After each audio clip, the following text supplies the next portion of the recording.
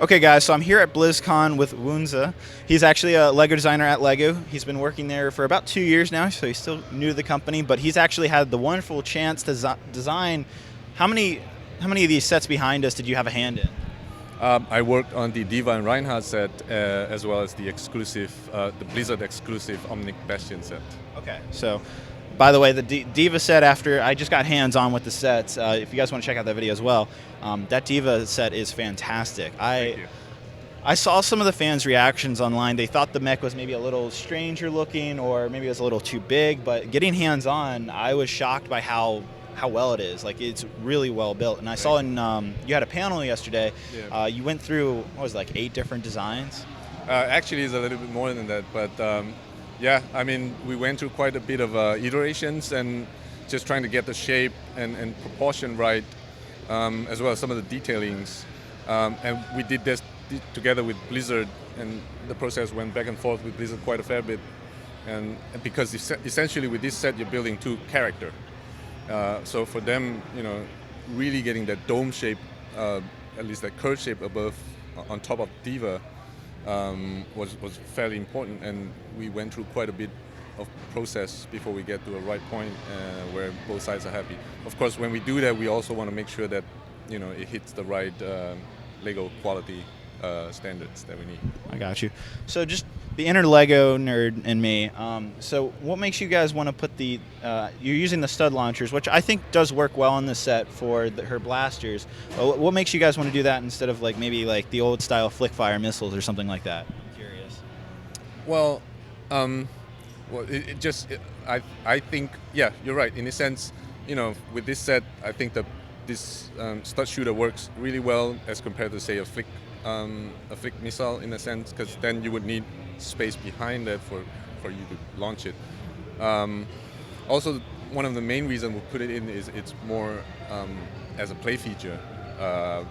With the Overwatch sets, we're really trying to strike the balance between a display model as well as having enough features to, if someone wants to play with it. Right. And the stud shooter, it's in this sense, it's a play feature that we've included.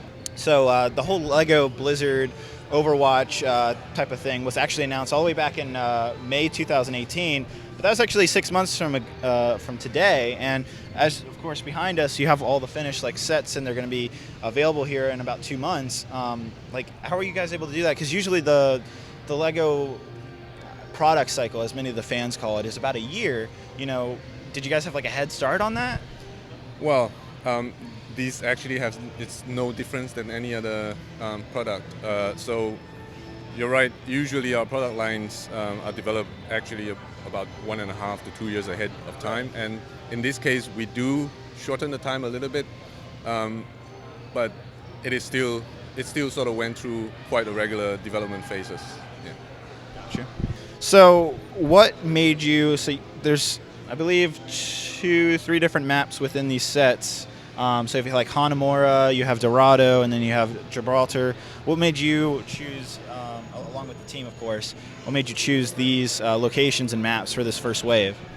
Well, for these sets, we draw inspiration from the game, the cinematics, the comics, and a lot of the backstories that they've created. So most of these maps are tied into the characters that are featured in the set. And as to why we picked them, the process actually, it's a little bit of a mixture between what our team felt would make a good Lego set, and also we tested with, we had it in some kit tests with children from different age group, coupled with the fact that we also discussed this a lot with Blizzard as to what they think they want us to focus on. So that is how we landed on some of these sets. So talking about working with Blizzard, obviously LEGO has multiple licenses like Star Wars, Harry Potter, all of those themes. Was Blizzard any different to work with? No, in fact, it's actually very similar in that sense. Blizzard has created this world full of content and backstories, which is very play theme. What do you call that? Play theme related in that way. It's very much a play theme by itself, and developing this, it's not significantly different from the ones that you mentioned, except we are aware that we are targeting an age group that is slightly higher than what we normally would. Like I've said before, we were the difference with this is we were really trying to find that balance between what makes a good display model versus while still having enough play feature for someone who might be interested in. Yeah. What was the toughest like challenge you or maybe the team faced while, hey, we're doing Overwatch, let's do it? Like what was like maybe the first thing that was like you guys encountered as a big problem? The toughest challenge is actually right from the beginning. Overwatch is a new IP for the company, and our task as a team was to find out what is LEGO Overwatch, what would it be, how would the model looks like, what is the right scale for the model, and again striking the right balance between the display and the play model. And once you get that nailed down, developing the model it's very much similar to how we develop the rest of the model as compared to the other play theme. Right. By the time you get to the model, I guess the challenge would be getting all the details right and the proportion and the look, and that we work really closely with Blizzard. Did was Blizzard any like nitpicky thing like, oh, that isn't the right like particular piece to use to that, or like would they ever say anything like that? They do give quite a lot of good recommendations. A lot of the guys at Blizzard, they are LEGO fans themselves. They know a lot about what we do and stuff. So they do come back with many great suggestions. One of the examples is the set that I worked on. The Diva set actually took quite a fair bit of time before we reached to the point where everybody's happy. And really, why? How come everybody wasn't being happy? It's just because getting the right shape and the right size and the right detailing in there, the right proportion, that went through quite a bit of discussion with Blizzard. Yeah. So something, from what I'm looking at with most of the sets, they're all pretty to scale, but like what is the scale for you guys along with the other designers? Is it just minifigure scale is what you're constantly going for? Of course, excluding the Bastion. I don't want to call this minifigure scale because that's not the official term for it. Like we don't. Really? What's the scale in LEGO terms? No, we don't. There's no such scale? thing as that. Really? Like, we don't say, yeah, this is minifigure. That's a community term. If it's a car, you got to fit a minifigure in. Yeah, I gotta next time someone says minifigure scale, I gotta say that to them. There is no minifigure scale. It is not an official term. I know, right? It's funny. So that is why it's tricky, because I can't even answer you and say, yeah, we're trying to make it to minifigure scale, because that's not even a thing. Okay. Was there any Easter eggs you or the designers like put in these sets? Sure. A lot of the Easter egg that we put in is actually reference to the game itself or the material that we draw from. So I can. Do you want me to start from each of them? Yeah, why not? For the example, with Reinhardt, it comes with a round, 1x1 round tile printed with an Overwatch logo on it, and that's drawn. That inspiration was drawn from the cinematic short that he has, where he received the coin as an invitation to join Overwatch. Also in the torso, there is a section where I had to use different colored bricks to highlight the building sequence, and for that I deliberately chose black, red, and yellow because they stacks to make the color of Germany flag, which is the country of origin for That's Reinhardt. so cool. In this case, the Easter egg, if you would call it, is actually the minifigure itself, which is the guard from the animation, because we thought he was so funny. He was we really loved him, and and Blizzard loved the idea when we pitched it to them, and we included him as a minifigure, and that generated quite a bit of discussion within the community as to why we included that character. So moving on to Dorado. Moving on to Dorado, the Easter egg is actually in the player sprays. So in the game, player gets to do some of the sprays on the walls as a decorations, and we sort of took those sprays and give it a little twist, give it a little LEGO twist. And that's the Easter egg. Oh wow, that's really cool. Also like that really cool pinata, by the way. that piñata, it's I guess is an, you can call it an Easter egg of an Easter egg Right. because it is based off a Easter egg in the game that Blizzard put in themselves. Double Easter egg. So we build that as a reference to that Easter egg that they have.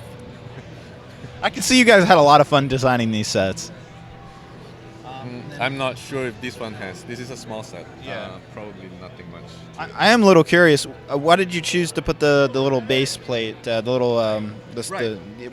Because in the game, the payload starts off at the location with this base plate on, Right. or rather with this with a disc that says Watchpoint Gibraltar on it. Okay. And we wanted to include that because it draws back to what I said about striking the balance between a good display model and a model with some play features included. Yeah. Wow. And then what about Bastion? I don't think there's any Easter egg. No Easter egg. Well, I guess other than this little bird. Well, Bastion, I get the cool story about Bastion is it's designed by Louis, and as soon as he saw the animation, the Bastion animation, he really wanted to work on this set, and he literally asked to work on that set. So that's a little backstory of this. He also included that the nice round, 1x1 round tile that we've made somewhere hidden in there. the Overwatch printed little circle. Is that in every set? I think it. When it's I was here. like examining. I think it's only here and there. It looks like it's on that one, Yeah. but Not entirely sure. I'm not sure if it's meant to be there. I got you. And then what about Watchpoint Gibraltar? I guess for this set, the Easter egg, if you call it, would be the selection of the minifigure that's included. So the Pharah and Mercy combo, or rather Pharmacy combo as it's called in the Overwatch community, it's a really effective combo in the game. So we wanted to include this character to really speak to the community. Also included in this set is hidden in the compartment is a peanut butter and banana, because that's a snack for Winston. I saw that one hidden in the shuttle. That was pretty funny, actually. Yes. But that's very cool. But yeah, no, you guys did a fantastic designing these sets. Is there any particular reason why it was just 6 sets, or was just like when you guys first worked on them, all right, we're going to do 6 sets, that's it for this first wave? Yeah, but was there any like, oh, we were going to do 9 or anything like that? That's a marketing question. No. No. But was it 6 from the beginning, I guess, when they handed it off to the designers?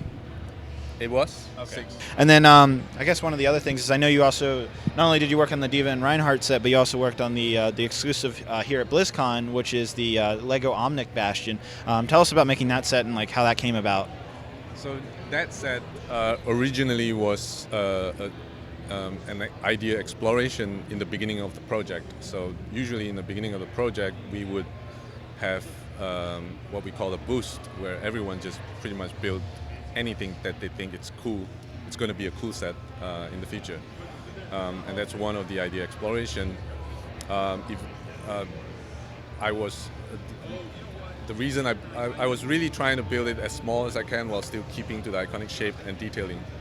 And at the end of the day, our team decided on the bigger transforming Bastion, so we sort of kept that aside.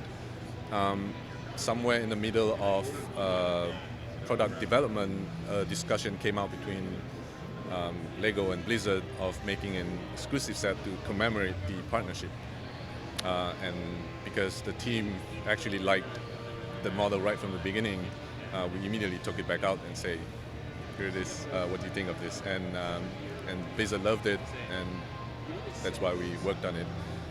For that set, because of the situation that it is, the development time is a little bit shorter than what we usually would do.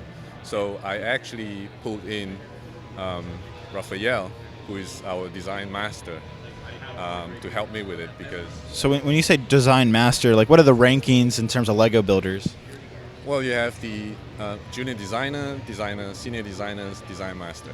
Oh, so he's like the very top. Okay. Yes. And he helped me a lot. We did a relay sort of design method where I would work on it and then put it down. He would pick it up. He would then change something about it, and then he might put it down, go for lunch. I pick it up, do something about it more, and we kept doing this until we're both happy with it, and that was it. It's the best collaboration I ever had. Wow, that sounds awesome, man. So, what are some of the new elements? I know a lot of Lego AFOLs, and as well as teenage Lego fans, they love when Lego makes new elements. So, what are some of the new parts that we get in these sets? So for the Diva and Reinhardt set, obviously the shoulder armor is a new piece that we made, as well as the helmet. Apart from the rest of the hair and helmet pieces that obviously it's new, we also get, so also with this set you get the sideway wedge pieces, the white sideway wedge pieces that are new, as well as the wedge plate that's on the tail fins of the rocket. Very cool. Is it the same dish that's also right here? Yes. Okay, so it is the same. Okay, I got you. Okay, well, I guess the last question I have to ask, which I probably already know the answer for, is what's the possibility of a second wave of Overwatch sets, like high or low? Well, we are committed to the partnership, and well, we'll see what the future gets us. Okay, I figured that'd be the answer. Thank you so much. Thank you. I appreciate it.